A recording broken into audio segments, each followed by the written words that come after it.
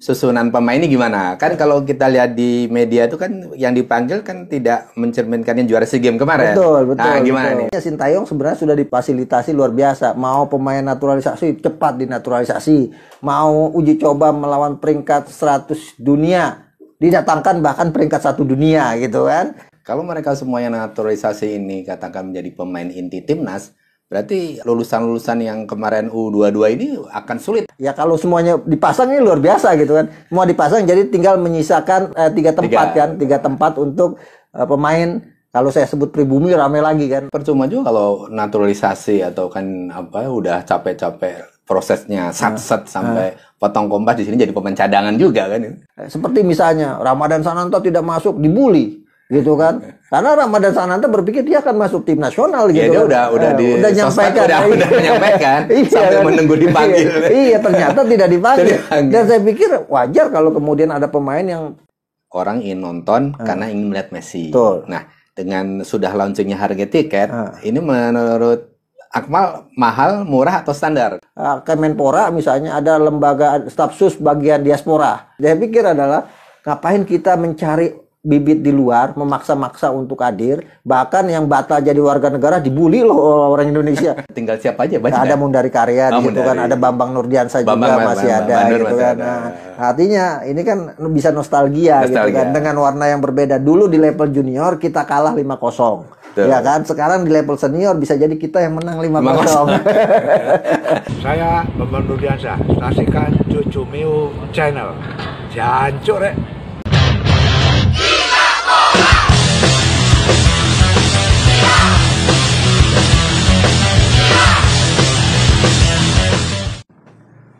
Bravo, Cocomeo Channel. Jumpa lagi dengan saya Fatih Habanto di Cafe Gilbol. Apa kabar semuanya? Semoga dalam keadaan sehat walafiat. Kali ini saya berbincang seperti biasa dengan Bung Akmal Marhari. Apa kabar Bung Akmal? Baik. Baik. Nih, secara gambaran ini kira-kira berapa persen dari kekuatan Argentina ketika juara dunia? Ya gini aja sebenarnya kan. Boleh katakan saya awam lah katakan sepak bola. Argentina ya Messi gitu. Betul. Yang lain gak usah Messi. Siapapun mau KW2-nya Argentina kita nggak peduli. Betul. Daripada semuanya hadir, main, yang bahkan tim juara dunia kemarin, Messi nggak main ya istilahnya kayak sayur asem nggak tanpa garam gitu.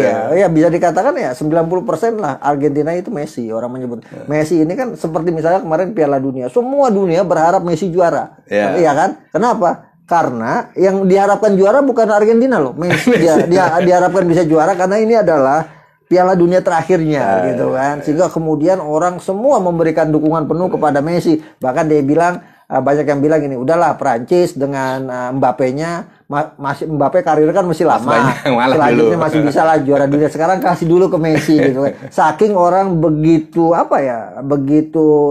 fenomenalnya Messi sehingga disebut ya God, greatest all of the time untuk sepak bola dunia, sehingga orang melihat Argentina ya Messi. Nggak ada Messi, itu orang akan melihat ya Argentina yang biasa saja gitu kan. Walaupun dia juara dunia 3 kali, tapi tanpa Messi sama dulu.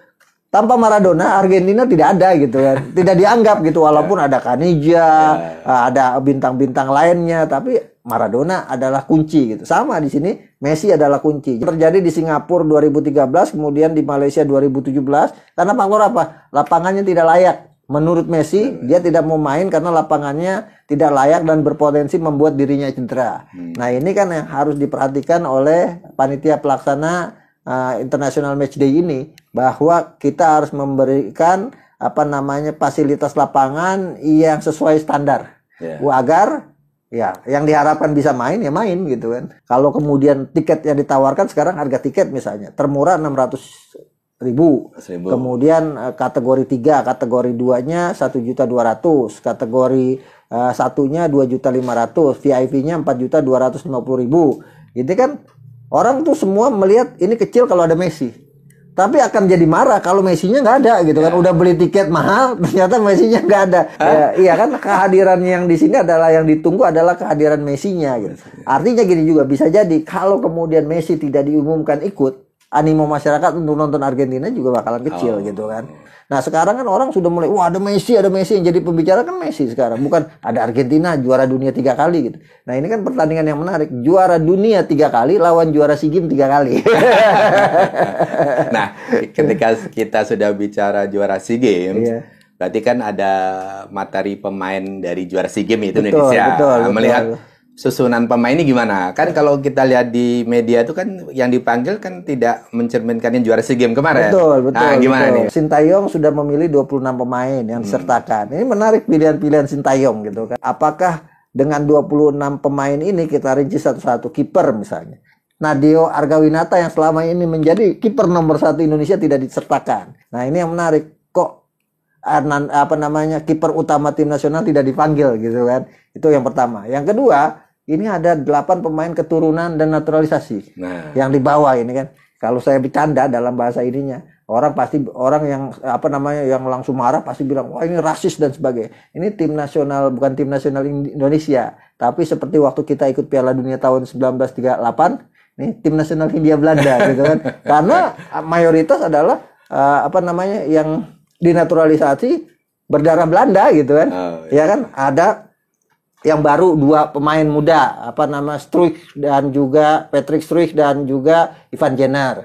Nah, ini baru diselesaikan administrasinya, langsung disertakan untuk uji coba melawan Palestina dan Argentina. Kemudian ada Stefano Lillipali dan Maklok yang sudah lama ya di Indonesia. Kemudian ada Saint Patinama dan Sandy Walsh. Kemudian ada Jordi Amat dan Elkan Bakot. Ya kalau semuanya dipasang ini luar biasa gitu kan. Semua dipasang jadi tinggal menyisakan 3 tempat untuk pemain. Kalau saya sebut pribumi rame lagi kan. Ya habis susah untuk menceritakannya, untuk sedikit membedakan gitu kan. Tapi yang jelas kan ketika nanti kita melihat TV, itu kan bule-bule semua gitu.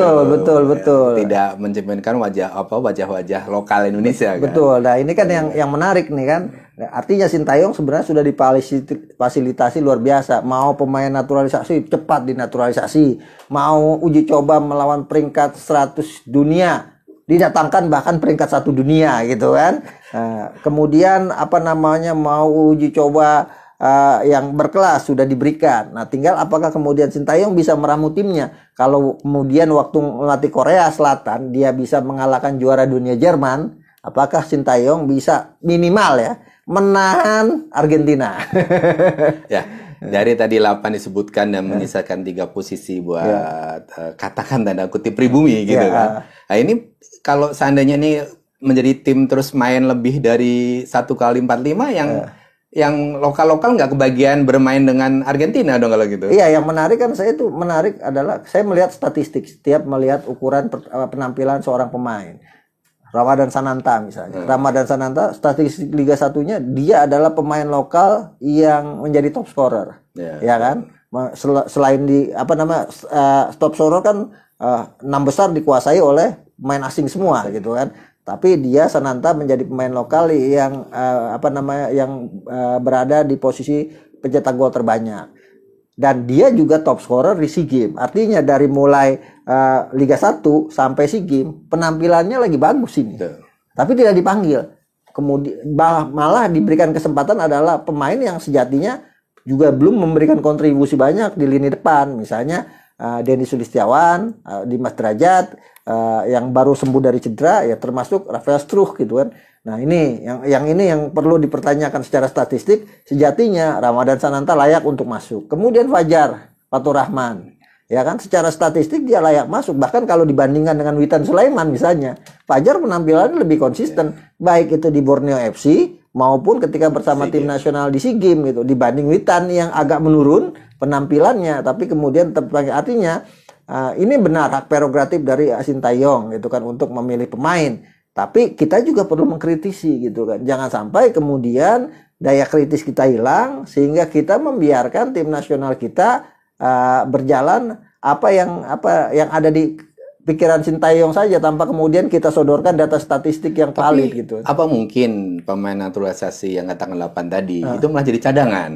yang main kita yang lokal-lokal ini. Mungkin nggak begitu? Lucu juga kalau kemudian 8 semua main menyanyikan lagu Indonesia Raya gitu kan. Ternyata banyak yang belum hafal kan. Ini kan jadi menarik. Nah, jadi mungkin akan di ini karena posisi misalnya back tengah ada Elkan Balgot, ada Jordi Amat. Sementara kita punya Rizky Ridho sama Fakhrudin.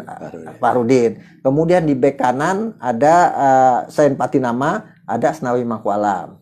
Kemudian di back kiri ada Arhan Pratama, ada juga Sandy Walsh, gitu kan. Kemudian di di lini tengah misalnya ada Kambuaya, ada McClough, ada Stefano Lillipali, ada Marcelino Ferdinand.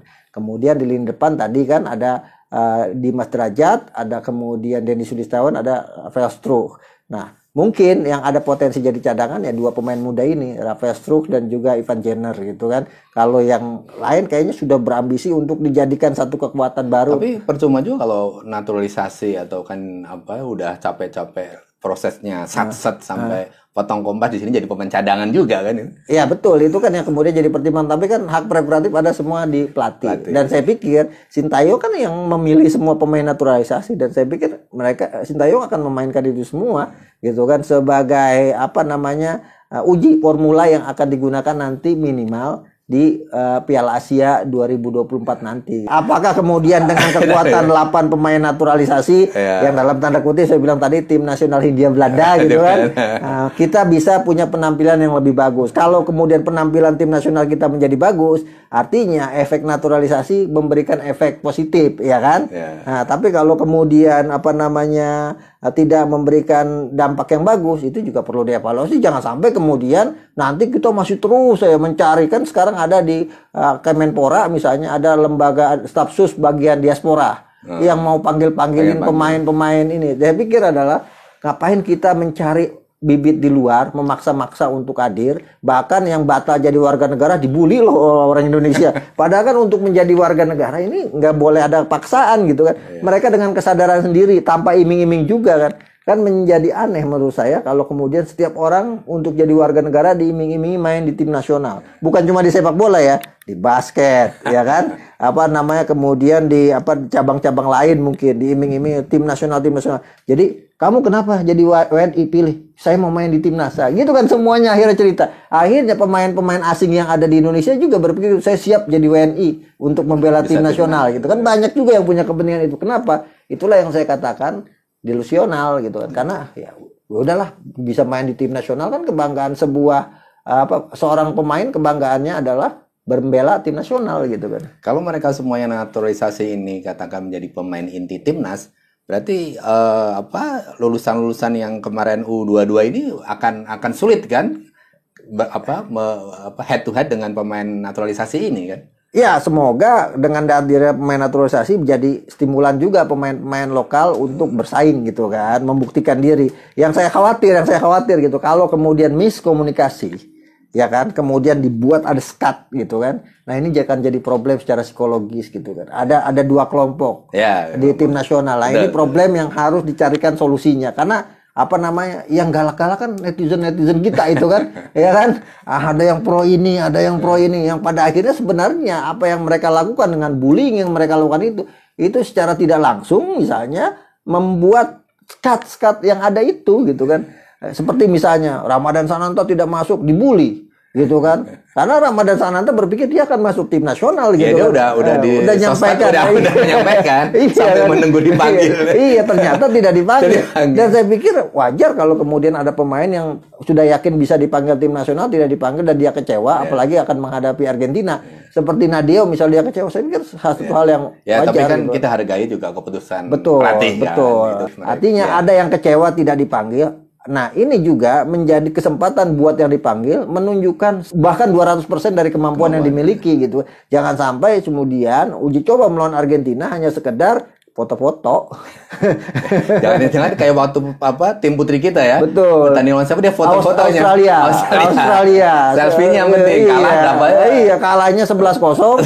11 apa 16 tuh. Gitu kan? Kalah, kemudian yang penting foto-foto. Dan tradisinya di Indonesia itu setiap ada negara besar datang seperti Belanda, Uruguay, atau klub-klub besar datang, Arsenal, Chelsea, dan sebagainya, kita hanya dapat 2, foto bareng Yang kedua pujian-pujian yang meninabobokan. Indonesia punya potensi sepak bola bagus. Basa-basi gitu kan? gitu ya. Basa-basinya gitu kan. Nah ini yang kemudian kita langsung naikin ini sebagai sebuah headline. Ternyata kita punya potensi. Kata orang, tapi kita potensi itu tidak kita tidak kita gali. Ya pada akhirnya mendem semua. Ini kan problem kita. Saya tuh berharap uji coba melawan Argentina ini bukan cuma sekedar uji coba termahal sepanjang sejarah sepak bola Indonesia ya, tapi juga bisa dilanjutkan dengan kegiatan-kegiatan, agenda-agenda yang kerjasama yang sistemik dengan Argentina. Misal pertukaran pemain, gitu kan. Pemain-pemain kita yang berbakat dititipin di River Plate, di Independiente, kemudian juga di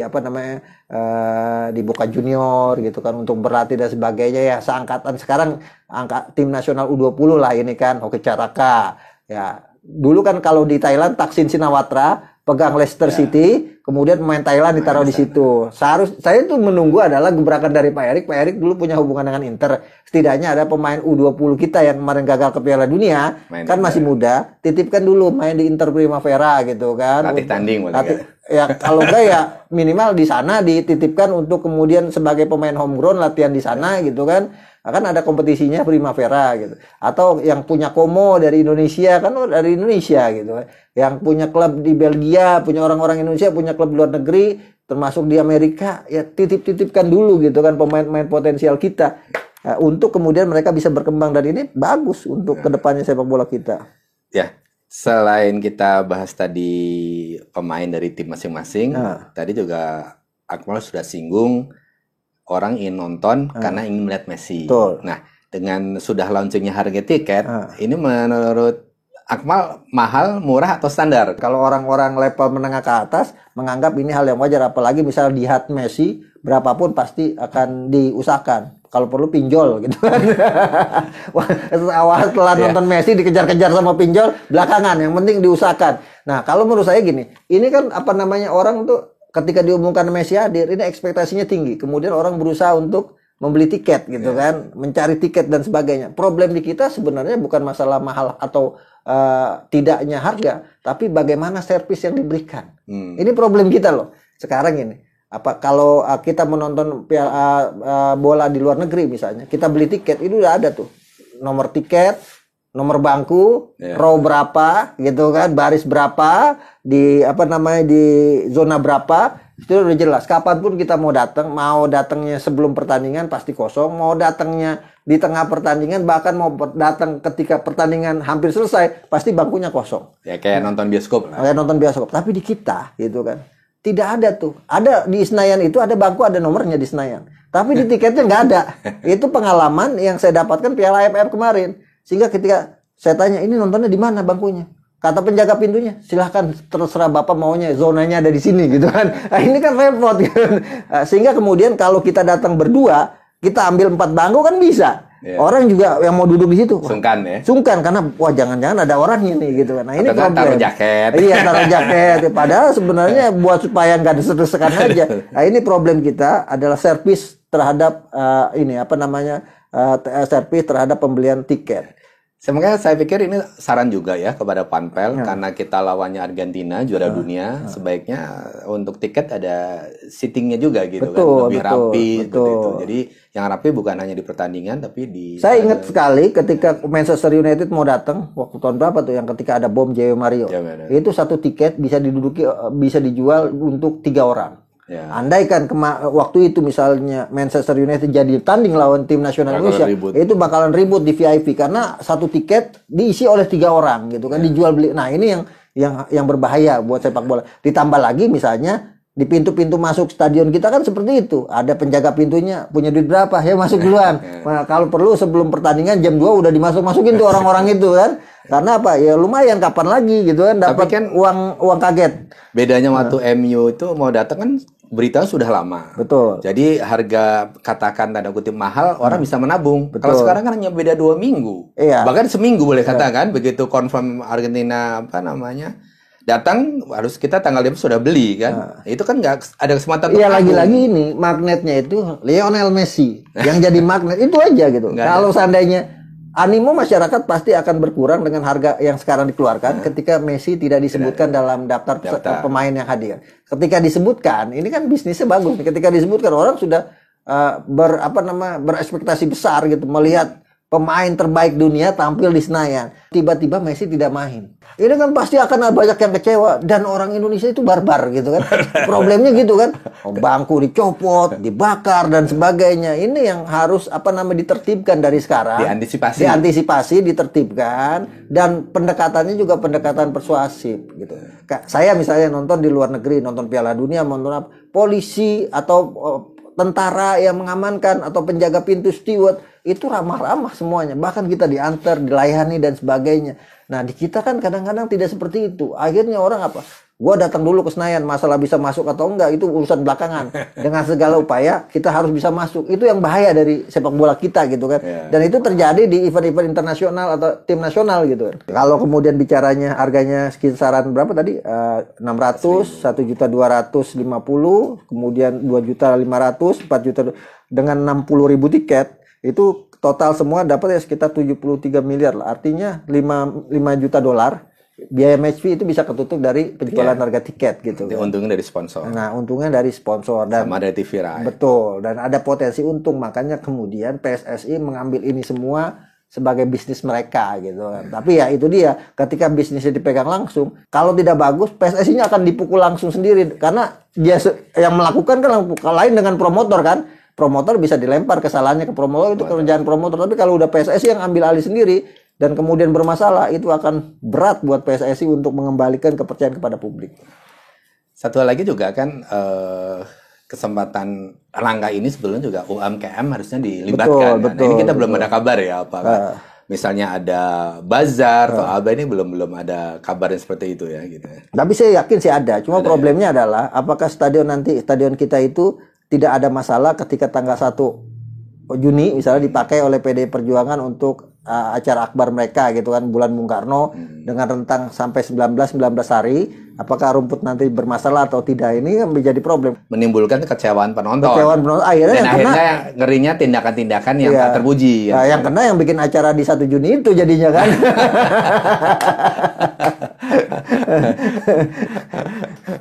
Nah, dari semua ini kan semua waktunya mendadak nih. Mudah-mudahan dari segi Pampel juga udah lebih siap. Terutama juga masalah pesan tiket nih.